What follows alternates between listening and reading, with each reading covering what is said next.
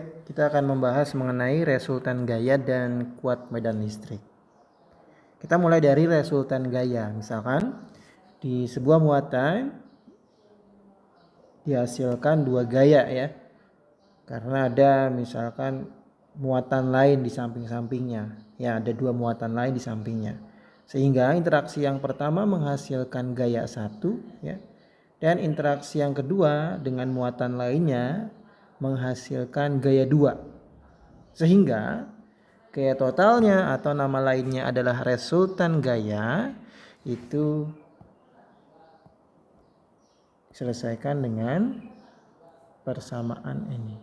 Bahwa FR yakni resultan gaya itu sama dengan akar dari gaya 1 kuadrat ditambah gaya 2 kuadrat ditambah hasil kali antara 2 kali F1 kali F2 dikali cos theta. Nah, gimana dengan resultan kuat medan listrik? Nah, untuk resultan kuat medan listrik, contoh misalkan di sini ada yang satu muatan positif, yang satu lagi juga muatan positif. Ini kita sebut muatan A, ini kita sebut muatan B. Contoh misalkan ingin menentukan kuat medan listrik di titik sini. Nah, ini misalkan titik P ya. Nah, di titik P ini akan ada yang pertama kuat medan listrik yang dihasilkan dari interaksi antara titik ini dengan muatan A ya.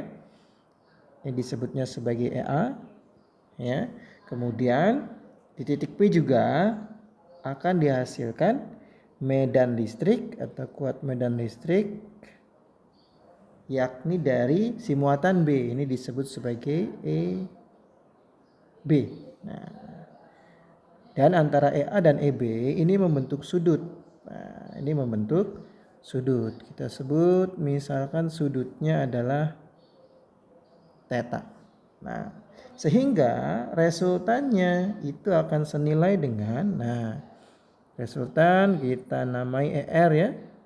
Ini akan sama dengan akar EA kuadrat ditambah EB kuadrat ditambah 2 kali EA kali EB cos theta. Ini ya.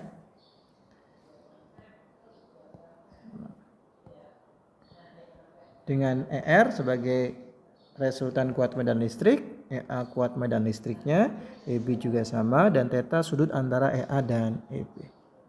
Itu.